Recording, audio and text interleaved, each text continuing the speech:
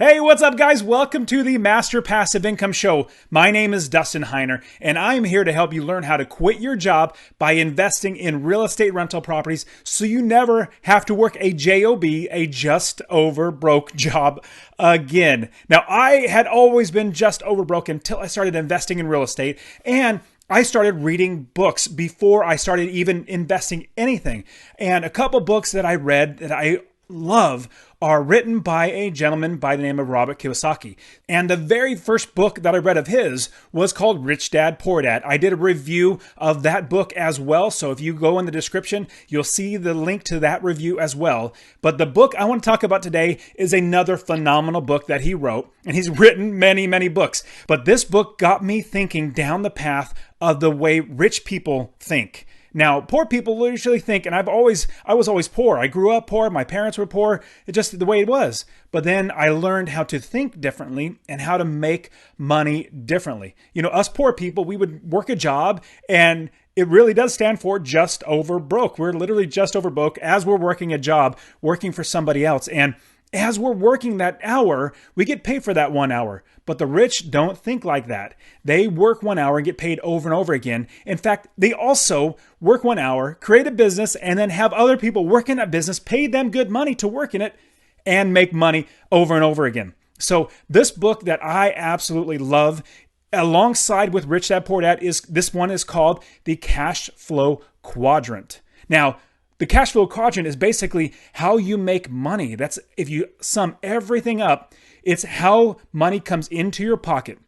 And there are 4 different types of quadrants inside of this, I guess, metaphorical quadrant. And so if you're watching this on YouTube, you're going to see all of these different things. I'm going to put on the screen, and it's going to be right here so you can see it as well. And so it's going to be showing us that the quadrants inside of the way that we make money, how we have cash flow, there are 4 different quadrants. So you think of a plus symbol. That plus symbol has a northwest, a northeast, and a southwest and a southeast, or a upper right, upper left, lower left, and lower right. I'm explaining it very horribly, but there are 4 different quadrants, and we're going to go through each one of those. So the first quadrant, in the upper left quadrant, is the employee.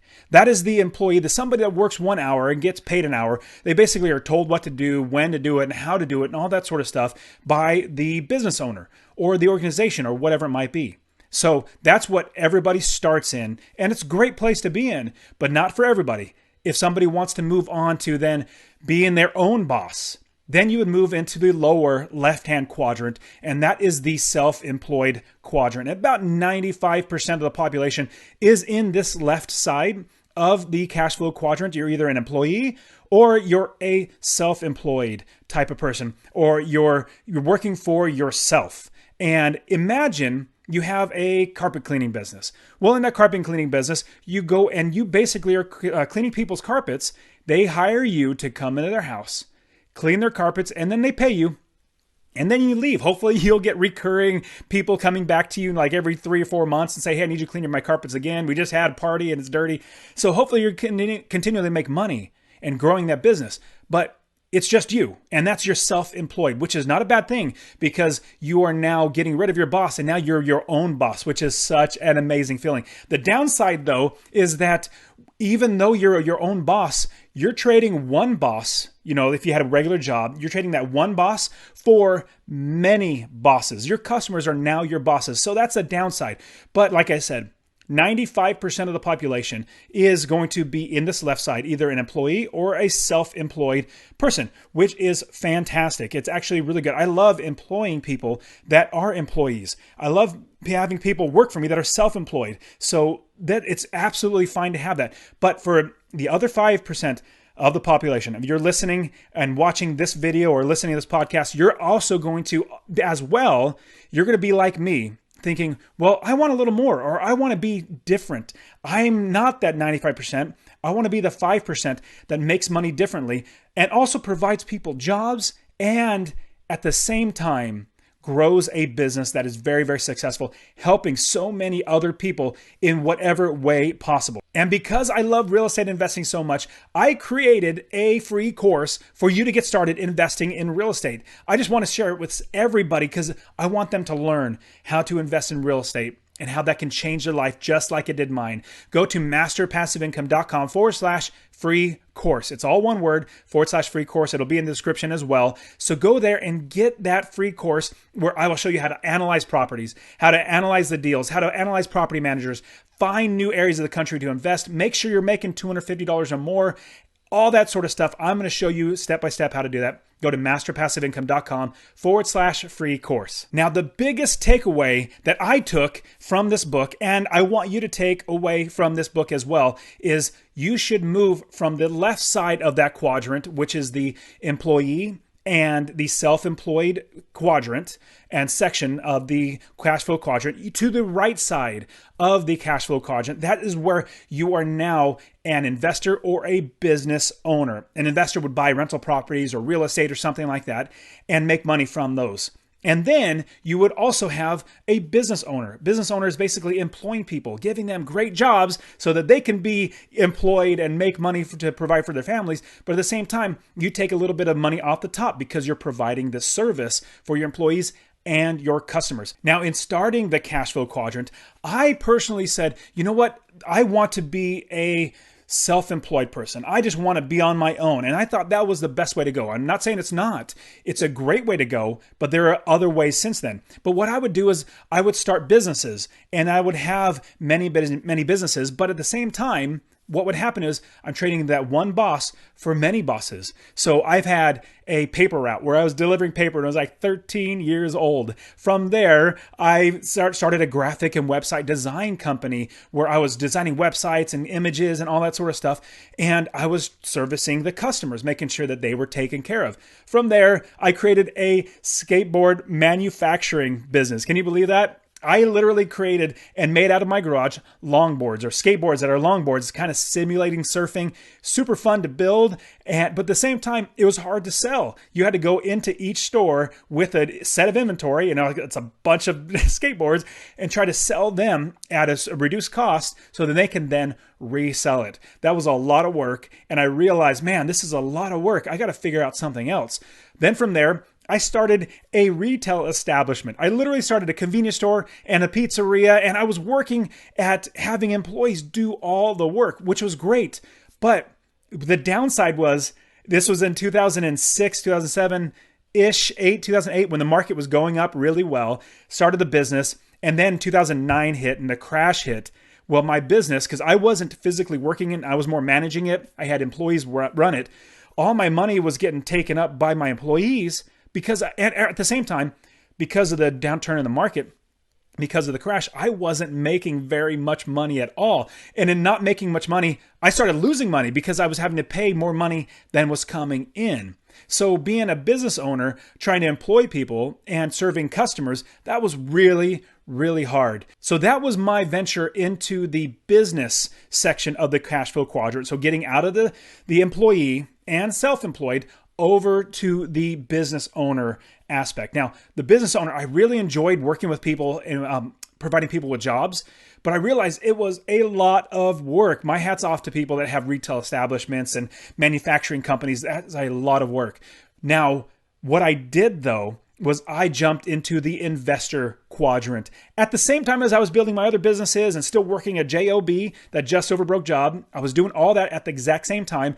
And I decided I need to also become an investor. So I bought my first rental property. I bought my first investment property. It was a home. I spent $17,000, and I'll put a link in the show notes. At least I hope I will. That'll show you how I actually did it and the process of how to invest in real estate. And so as I was doing that, I bought a property, and then after a couple months, I got it rented out, and I had somebody else managing it. I got a check for like $300 or $350. I said, what is this? I did all my work about 3 months ago, and I'm starting to get checks. I'm starting to get cash from these properties. This is absolutely amazing. And I was working so hard in my other businesses and my JOB, and I was making okay money. But that one rental property making me $350 a month, I thought, If I got 10 properties, that would be $3,500 a month. If I got 20 properties, that'd be $7,000 a month in passive income. That's like profit in my pocket. I think gross rents were like $10,000 after, for me, it was after 6 years. I had 19 or maybe 20 properties. That was 19 properties. And I had $10,000 in gross rents and $6,500 in passive income. So that was me jumping into the investor side where I bought one property, saved that money, made money, saved that money, bought another property, had 2 properties, saved that money, made that money, then took all that money from all those, bought the third one, and then bought a fourth one. And I even had some advanced strategies, like I borrowed money from my dad, like, I don't know, $15,000, borrowed it from my dad to buy another property. I even refinanced properties, pulled cash out, bought more properties. I recycled my money over and over again. And one hugely advanced strategy I would not necessarily recommend, I borrowed money out of a credit card to buy a house. Now I've already paid that credit card off. I still have the property. I'm making money over and over and over again from those properties. And so because jumping into the investor quadrant, for me, I now have been successfully unemployed. When I was 37 years old, I quit my job and I'll never work a job again because of all my rental properties. Now, I want to jump further into the lessons inside of the Cashflow Quadrant book. And what Robert Kiyosaki explains in his book is how business owners, how the wealthy, how they make money, and basically a cycle of creating money out of their business. So this is what they normally do. They would start a business. Let's just say they start a manufacturing business and they issue shares of their company to themselves. Like they're 100% of the owner. They start building the business even more, getting customers, hiring employees, and they start making money. They start generating money. And so as they start making more money, they start to add to the business and add more value to the business. As they're adding value to the business, they're realizing that, hey, if I put more money into the business, I can make the business even better. I could hire more people. I can get better equipment. I could do marketing. I could do all these sort of things. So they look to get investors to invest into their business. So after they start the business, they create that company, issue shares or a portion of the ownership, but they basically own 100% of it.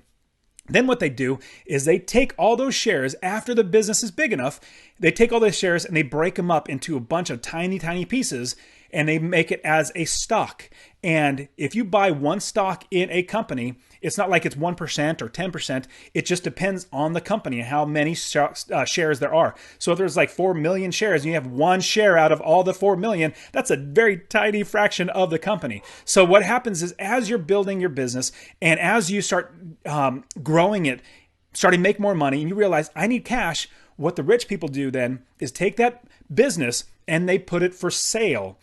Just portions of the business, not the whole thing. So they'll sell in the stock market a portion of their business to investors like us, or really what it comes down to is poor people like us. They'll sell one share of 4 million shares for like, $30 or $40, which is like a fraction of the ownership of the company. They receive $30 or $40 and we get one share out of the 4 million. They still own the majority of the company. So that's how they do it. And then lastly, what they do is now, once they start selling those shares, the price of those shares increase in value. And as they increase in value, the value of the entire company goes up more. And the reason why people would want to buy those shares for more value than they bought it for, like a year or 2 years ago, is because the company's making more money. It's more valuable year after year, like Amazon.com. If you bought a share of Amazon when it first came out, I can't remember, it was probably like $40 when it first came out. Now it's like $2,000 or $3,000. I don't really know exactly what it is, but it's grown so much because the company is phenomenal and it's making a lot of money. So what you do is you're buying a share in a company that makes money. So if you think about Facebook started at $38 a share. So for $38, you can buy one share of Facebook. And when they had their first initial public offering, they made $16 billion. And they didn't sell the entire company. They just sold portions of the company. They made $16 billion. Can you believe that? I mean, do you imagine how many zeros there are? That's literally 9 zeros behind 16. $16 billion in just their initial offering at $38, let alone what the price is now. I'm not sure what the price is now, maybe $100, $200. And so that's just that much more money that they have in their pockets, as well as the owners. They can sell those shares and make money. But now us poor people, we buy those shares for $38 or $50 or $100 to grab a portion of that company.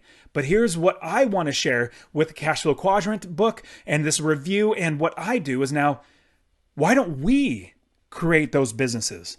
Why don't we be the ones that create the businesses that employ people, serve our customers, and make us money, and then we can sell those companies to other people to make more money? We absolutely can. So it's a process that we got to learn as we're going through the cash flow quadrant. Now, another thing that Robert Kiyosaki talks about in the cash flow quadrant are the levels of investors. Now, the different levels of investors are basically 5 different levels, and each one of us we start at the very first one and then we work our way up, hopefully get to the last one. But the level 1 investor is basically the zero financial intelligence person. So somebody who has no financial intelligence, they don't know how to create businesses, they don't know how to invest, they don't know how to do anything. They just know how to work a job and just over broke job, get money, and spend that money. So they're not getting ahead. They may be even going into debt because they might be spending too much money. But basically what it comes down to is they are living just over broke because they work an hour and get paid for that 1 hour, and they're not investing.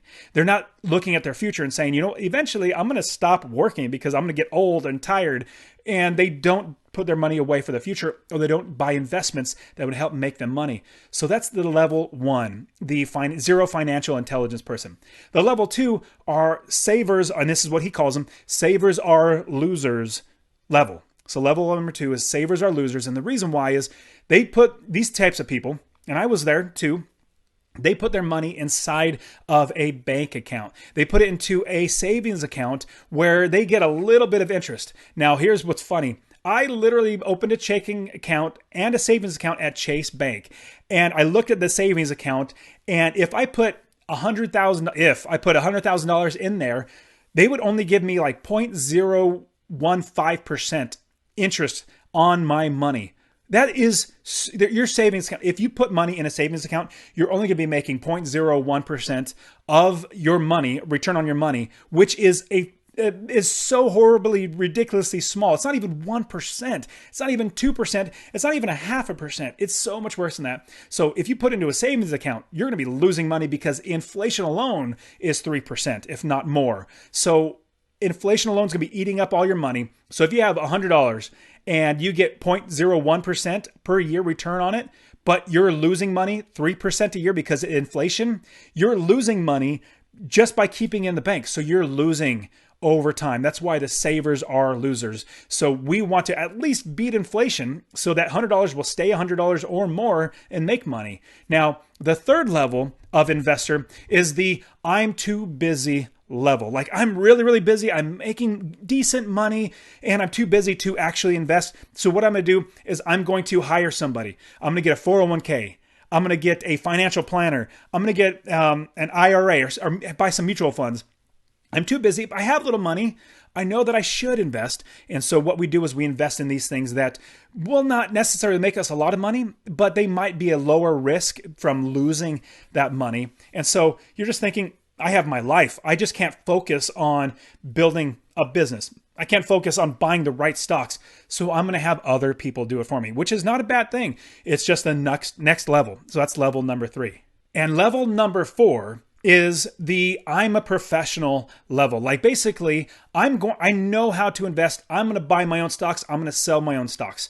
Now, what's great is you keep all that money, but you also get all the losses if you do that. But so here's what the I'm a professional person does is I'm going to buy a rental property, manage it myself, fix it up myself, find the tenants, evict them, do that all myself. And you're basically somebody that's a self-employed investor. You're a self-employed professional where you created another job for yourself. Again, not a bad thing. It's just a next step for where we want to get to, where we then are becoming actual investors. Now, the next level is the capitalist level. This is the capitalist level where, I mean, you know of all these companies that are fantastic, like McDonald's or Starbucks or Walmart or Amazon or Apple.